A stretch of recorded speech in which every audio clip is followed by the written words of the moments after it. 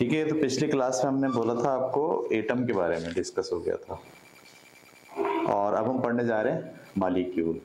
Molecule क्या होता है? जब एटम आपस में मिल जाते हैं तो मॉलिक्यूल बनाते हैं और मॉलिक्यूल भी दरअसल किसी भी सब्सटेंस का या किसी भी कंपाउंड का बिल्डिंग ब्लॉक होता है। ठीक है, जैसे अगर मैं आपको मिसाल दूं कि हमारी जो इमारत है इसका बिल्डिंग ब्लॉक है। ठीक है, खुद ब्लॉक जो है वो दो तीन चीज़ों का मजमुआ है, रेत है उसमें, सीमेंट है उसमें, पानी है उसमें। लेकिन आप देखें रेत सीमेंट पानी के बाद वो एक फाइनल चीज़ बन जाती है, उसे क्या बोलते हैं? ब्लॉक। और उस ब्लॉक से आप क्या बनाते हैं? इमारत बनाते हैं। बिल्कुल इसी तरीके से जब दो या चार मुख्तलिफ किस्म के एटम आपस में मिल जाते हैं तो वो बना लेते हैं किसी एक चीज़ का बिल्डिंग ब्लॉक, और फिर उस बिल्डिंग ब्लॉक से क्या बनता है? वो मटेरियल बनता है।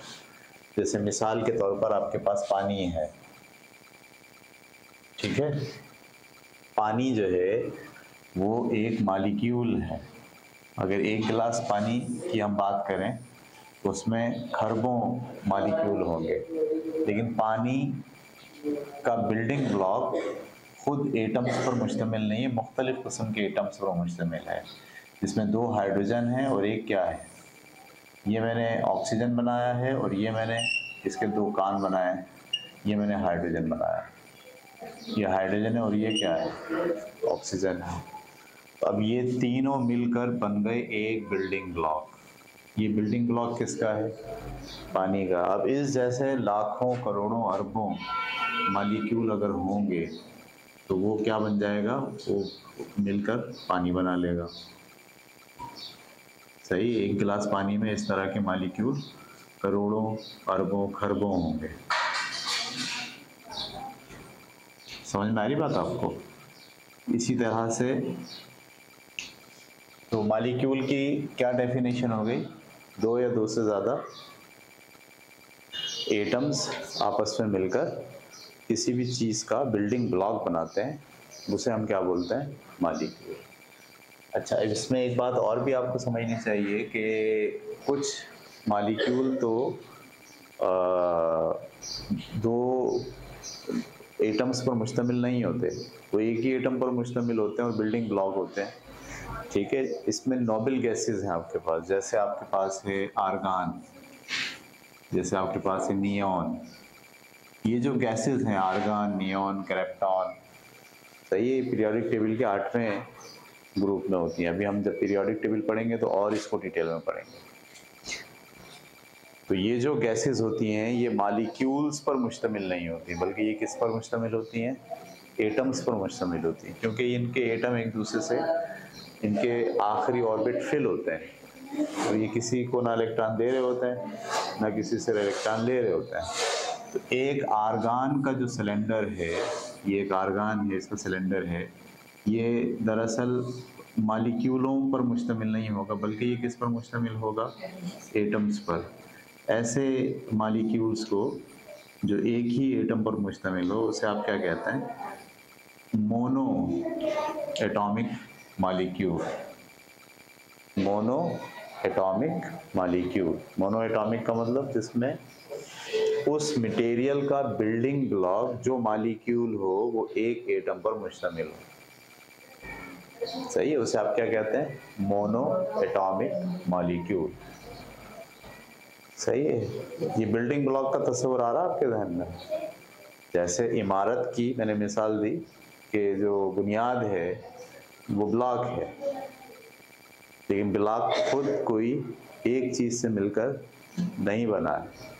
ठीक है, अच्छा, इसी तरीके से जो लाल ईंटों वाला ब्लॉक है, तो उस लाल ईंटों वाली इमारत की जो बिल्डिंग ब्लॉक है वो लाल ईंट है, लेकिन लाल ईंट को भी अगर आप गौर से देखो तो किसी एक चीज़ से मिलकर नहीं बनी। तो चंद चीज़ों से मिलकर ईंट बनती है और फिर उस ईंट की बुनियाद पर क्या बनता है? पूरी इमारत बनती है। इसी तरीके से चंद एटमों से मिलकर मॉलिक्यूल बनता है, और वो उस जैसे सैकड़ों करोड़ों अरबों मॉलिक्यूल जब मिल जाते हैं तो उसके नतीजे में क्या बनता है? कोई कंपाउंड बनता है, कोई सब्सटेंस बनता है, कोई चीज़ें बनती है।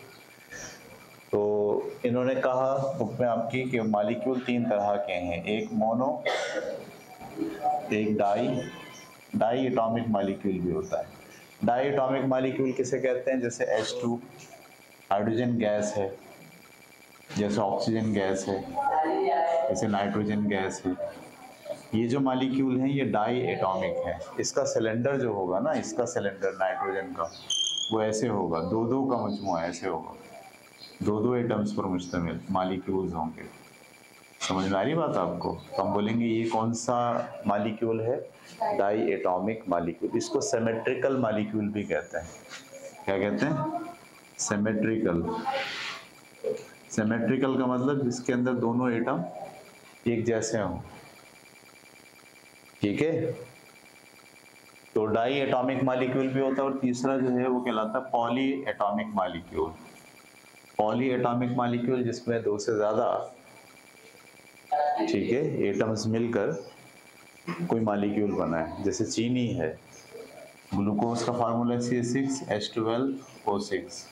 अब इसमें ये देखिए एक मालिक्यूल जो बना है उसमें 6 कार्बन के एटम हैं, हाइड्रोजन के 12 एटम हैं और ऑक्सीजन का फिर 6 एटम है। ये मिल के एक बिल्डिंग ब्लॉक बनता है, चीनी का एक मालिक्यूल बनता है। इस मालिक्यूलों की हजारों करोड़ों तादाद मिलेगी तो फिर हमारे पास चीनी का बोरी बनेगी, चीनी का एक चमचा चीनी बनेगी। लेकिन खुद चीनी जो है वो 6 और 12 18, 18 और 6 24 एटमों से मिलकर चीनी का बुनियादी फंडामेंटल मालिक्यूल बनता है, फंडामेंटल बिल्डिंग ब्लॉक बनता है। समझ में आ गई बात? तो ऐसे मालिक्यूल को आप क्या बोलते हैं? Poly atomic molecule. मालिक्यूल कितने तरह के होते हैं? 3 तरह के। Monoatomic molecule, diatomic molecule. Diatomic molecule को क्या बोलते हैं? सिमेट्रिकल भी कहते हैं। वो दोनों एटम एक जैसे होते हैं उसमें। ठीक है, अगर दोनों एक जैसे हो तो सिमेट्रिकल होगा, अगर दोनों एक जैसे ना हो, अलग अलग हो, तो फिर नॉन सिमेट्रिकल होगा। सही है। और इसी तरह से कुछ आयंस भी होते हैं, आयन, जैसे सोडियम क्लोराइड है। अब ये सोडियम क्लोराइड जो है, ये सोडियम का एक एटम और क्लोरीन का एक एटम, ये पॉजिटिव और नेगेटिव फॉर्म में है। सोडियम का एक एटम और क्लोरीन का एक एटम पॉजिटिव और नेगेटिव फॉर्म में है। आमतौर पर ये भी मालिक्यूल ही कहलाते हैं, लेकिन आप केमिस्ट्री में इन्हें मालिक्यूल कहने के बजाय इन्हें कहते हैं आयंस। तो आयंस भी बिल्डिंग ब्लॉक होता है बाज मटेरियल्स का। अब उसको भी मालिक्यूल कहा जा सकता है क्योंकि वो 2 एटमों पर मुश्तमिल है, लेकिन एटम एटमी हालत में नहीं है, बल्कि एक जो है वो बन गया है पॉजिटिव आयन और एक बन गया है नेगेटिव आयन। तो ये भी दरअसल क्या कहलाएगा? मालिक्यूल कहलाएगा। अच्छा, ये डाई एटॉमिक तो है लेकिन सिमेट्रिकल नहीं है। डाई एटॉमिक किसे कहते हैं? जो 2 टाइप के एटमों से मिलकर बना हो। और सिमेट्रिकल किसे कहते हैं? जिसमें दोनों एक जैसे हो। तो डाई एटॉमिक मालिक्यूल ज़रूरी नहीं है कि सिमेट्रिकल हो, कभी सिमेट्रिकल भी हो सकता है, कभी नॉन सिमेट्रिकल भी हो सकता है। ये बात समझ में आ गई आपको? ये जो पूरी दुनिया में जितनी चीज़ें आप देख रहे हैं ना, इन तमाम चीज़ों का कोई ना कोई बिल्डिंग ब्लॉक है। एक वो फाइनल नीचे तोड़ते तोड़ते तोड़ते तोड़ते जाएं, बुनियाद पे चले जाएं, तो वो कोई बुनियादी चीज़ है जिसकी बुनियाद पर वो मटेरियल बना है। तो वो जो बुनियादी बिल्डिंग ब्लॉक है उसे आप कहते हैं मालिक्यूल। वो मालिक्यूल एक एटम पर मुश्तमिल हो सकता है, जिसे हम क्या बोलेंगे कि ये मोनो एटॉमिक मालिक्यूल है। वो मालिक्यूल 2 एटमों पर मुश्तमिल हो सकता है, उसे हम बोलेंगे डाई एटॉमिक मालिक्यूल है। और वो एटम एक से ज़्यादा, 2 से ज़्यादा एटमों पर मुश्तमिल हो सकता है, उसे हम बोलेंगे कि ये पॉली एटॉमिक मालिक्यूल है। ये बात क्लियर हो गई मालिक्यूल के बारे में? अच्छा जी, उसके बाद अगला टॉपिक आपके बुक में लिखा हुआ है सब्सटेंस। ठीक है, क्या लिखा हुआ है? सब्सटेंस। तो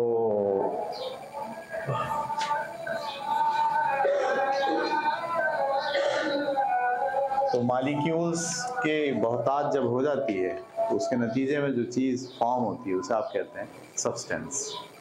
जैसे पानी के 1 अरब मालिक्यूल मिल जाए तो पानी का गिलास बन जाएगा। एक गिलास पानी, हम पानी को फिर जो नज़र आ रही है शक्ल, उसे बोलेंगे ये एक सब्सटेंस है। देखिए मॉलिक्यूल नज़र नहीं आता, मॉलिक्यूल जो बुनियादी ब्लॉक है उस केमिकल का, उस मटेरियल का, वो दिखाई नहीं देता।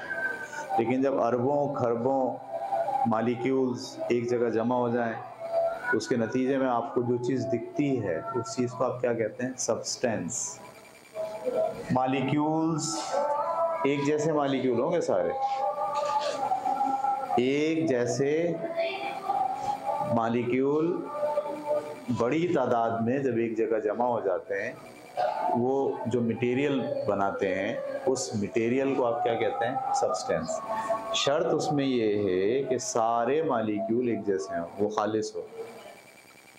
जब आप कहते हैं खालिस, जैसे नमक है, अब हमारे पास नमक में क्या होगा? Sodium chloride. अब अगर आपके पास नमक पड़ा है डले की शक्ल में या पाउडर की फॉर्म में, और इसमें सिर्फ और सिर्फ सोडियम के पॉजिटिव और क्लोरीन के नेगेटिव जो है वो आयन पड़े हैं, और कोई नहीं है इसमें, कोई दूसरा आइटम नहीं है, ना रेत है, ना बजरी है, ना कोई दूसरी चीज़ इसमें मिली हुई है, कोई मिलावट नहीं हुई है, हर एटम सोडियम और क्लोरीन, या हर मॉलिक्यूल सोडियम और क्लोरीन का मौजूद है। तो अब इस तरह के खरबों जो है वो मॉलिक्यूल जब एक जगह जमा हो जाएंगे, ठीक है, उसके नतीजे में जो सब्सटेंस बनेगा या जो चीज़ बनेगी उसे क्या बोलेंगे आप? सब्सटेंस। ये जो सब्सटेंस है, इसके लिए शर्त क्या है? कि वो खालिस हो, उसमें किसी और दूसरी चीज़ की मिलावट ना हो। मिसाल के तौर पर पानी है, हम जो पानी पीते हैं, एक पानी होता है जो दरियाओं के साथ आ रहा होता है, ठीक है, उसको आप सब्सटेंस नहीं कह सकते। क्यों? क्योंकि उसमें कैल्शियम मिला हुआ होता है, क्योंकि वो ज़मीन से आ रहा होता है ना, बहता हुआ पहाड़ों से, तो आते आते उसके अंदर क्लोराइड और सोडियम क्लोराइड भी बाज़ औक़ात, जैसे समंदर का पानी है उसमें सोडियम क्लोराइड मिला हुआ होता है। ज़मीन से जो आप पानी खींच के निकालते हैं उसके अंदर कैल्शियम कार्बोनेट होता है, बाइकार्बोनेट होते हैं, क्लोराइड्स होते हैं। तो अब ये पानी खालिस नहीं है, इस पानी को आप सब्सटेंस नहीं कहेंगे, ठीक है, इसको आप मिक्सचर कहेंगे। इसमें और चीज़ें भी क्या हो गई हैं? मिक्स हो गई हैं, तो उसे बोलेंगे मिक्सचर है ये, ठीक है। लेकिन अगर वो खालिस है तो फिर हम बोलेंगे कि अब ये मिक्सचर नहीं है, बल्कि ये क्या है? सब्सटेंस है। सब्सटेंस समझ में आया आपको क्या होता है? मटेरियल को कहते हैं आप सब्सटेंस, जिसमें सारे एक जैसे मॉलिक्यूल मिलकर वो बना लें। इसका अगला टॉपिक आपको दिया हुआ है एलिमेंट्स। एलिमेंट्स, अच्छा जी, एलिमेंट्स भी दरअसल सब्सटेंस होते हैं, लेकिन वो मॉलिक्यूल्स पर मुश्तमिल होने के बजाय एक जैसे एटमों या सिमेट्रिकल मॉलिक्यूलों से बने हुए हैं, ठीक है। जैसे मिसाल देता हूँ मैं आपको, लोहा है, लोहे में सारे एटम एक जैसे हैं, इसमें मॉलिक्यूल हैं ही नहीं, सब क्या हैं? एटम्स हैं। इनफरादी जो बिल्डिंग ब्लॉक है वो एटम है, और सारे एटम एक जैसे हैं, ये भी क्या होगा? एक एलिमेंट होगा। अच्छा, इसी तरीके से ऑक्सीजन गैस का सिलेंडर है, ऑक्सीजन गैस में ऑक्सीजन के दो एटम मिलके क्या बनाते हैं? मॉलिक्यूल बनाते हैं, और ये सिमेट्रिकल होते हैं, दोनों एक जैसे हैं, दोनों क्या हैं? हाँ, तो अब ये भी क्या है? एलिमेंट है। एक जैसे एटम्स या सिमेट्रिकल मॉलिक्यूल मिलकर जो सब्सटेंस बनाते हैं, वो सब्सटेंस क्या कहलाता है? एलिमेंट्स। एलिमेंट भी एक सब्सटेंस है और सब्सटेंस भी एक सब्सटेंस है। दोनों में क्या फ़र्क होता है? कोई फ़र्क नहीं होता। सिर्फ वो वाले सब्सटेंस जिनमें एटम सारे एक जैसे हों, इसमें भी देखो सारे एटम एक जैसे हैं, दो मुख्तलिफ एटम नहीं हैं। लेकिन पानी की मिसाल लोगे जब आप, पानी की जो मिसाल है उसमें ये दो मुख्तलिफ एटम है, ये ऑक्सीजन है और ये दो क्या है? हाइड्रोजन है, मुख्तलिफ एटम है। जब मुख्तलिफ एटमों पर मुश्तमिल मॉलिक्यूल की वजह से जो सब्सटेंस बनता है वो तो सिर्फ सब्सटेंस कहलाता है, लेकिन एक जैसे एटम्स की वजह से जो सब्सटेंस डेवलप होते हैं, एक जैसे एटम या सिमेट्रिकल मॉलिक्यूल के नतीजे में जो सब्सटेंस डेवलप होते हैं, उन सब्सटेंस को क्या कहते हैं? एलिमेंट। और एलिमेंट दुनिया में कुदरती तौर पर सिर्फ 92 हैं। बाकी सब के सब इंसान ने आगे जो एलिमेंट की टोटल तादाद तो 107 के करीब है, उसमें से 92 नेचुरल हैं और बाकी इंसान ने तैयार किए हैं। लेकिन सब्सटेंस की मिकदार कितनी है दुनिया में? तो बहुत है, करोड़ों अरबों खरबों चीज़ें, लकड़ी, तांबा, प्लास्टिक, रबड़, सीमेंट, शुगर, मुख्तलिफ चीज़ें, तेल, ऑयल, दुनिया में जितनी चीज़ें सब केमिकल हैं। तो वो सब दरअसल अच्छा सब के सब भी सब्सटेंस नहीं है, क्योंकि मिक्सचर भी है उसमें, कुछ चीज़ें मिक्स हो गई। जैसे पानी जो आप कुएं से निकाल रहे हो वो H2O थोड़ी है सिर्फ, तो उसे सब्सटेंस कहने के बजाय उसे क्या बोलेंगे कि वो मिक्सचर है, उसमें और भी चीज़ें मिक्स हुई हुई हैं। ये बात क्लियर हो गई आपको? एलिमेंट को जाहिर करने के लिए हम सिंबल्स का सहारा लेते हैं। किसी भी एलिमेंट को जाहिर करने के लिए आप क्या सहारा लेते हैं? सिंबल का। जैसे ये हाइड्रोजन है, ये हीलियम है, ये नाइट्रोजन है, ये ऑक्सीजन है, यूँ लिख सकते हैं ऑक्सीजन को, ठीक है, नाइट्रोजन को भी यूँ लिख सकते हैं।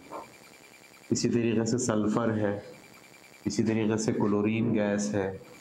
जितने भी एलिमेंट्स होते हैं उनको जाहिर करने के लिए आप क्या सहारा लेते हैं? सिंबल्स का सहारा लेते हैं। और सिंबल जैसे हाइड्रोजन है उसका H ले लिया आपने, क्लोरीन का Cl ले लिया आपने। कुछ सिंबल इंग्लिश में है, कुछ सिंबल इंग्लिश में नहीं है बल्कि किसी दूसरी ज़बान में है, इसलिए कि वो किसी दूसरी मुल्क के लोगों ने दरियाफ्त किया था तो उन्होंने अपने लिहाज से उसका नाम रखा, ठीक है। जैसे सिल्वर है आपके पास, अब सिल्वर को यूँ लिखते हैं, ठीक है।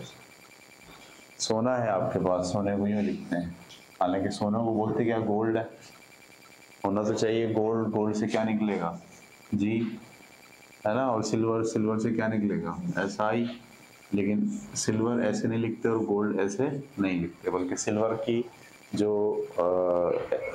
वो है साइन सिंबल है वो AG है और सोने का जो सिंबल है वो AU है। इसकी वजह क्या है? इसके पीछे वजह ये कि जिन ममालिक में ये दरियाफ्त हुए उन्होंने अपनी ज़बान में इनके नाम राइज कर दिए, लातीनी ज़बान में भी, कुछ यूनानी ज़बान में भी और कुछ इंग्लिश ज़बान में भी, ठीक है। समझ में आ रही बात आपको?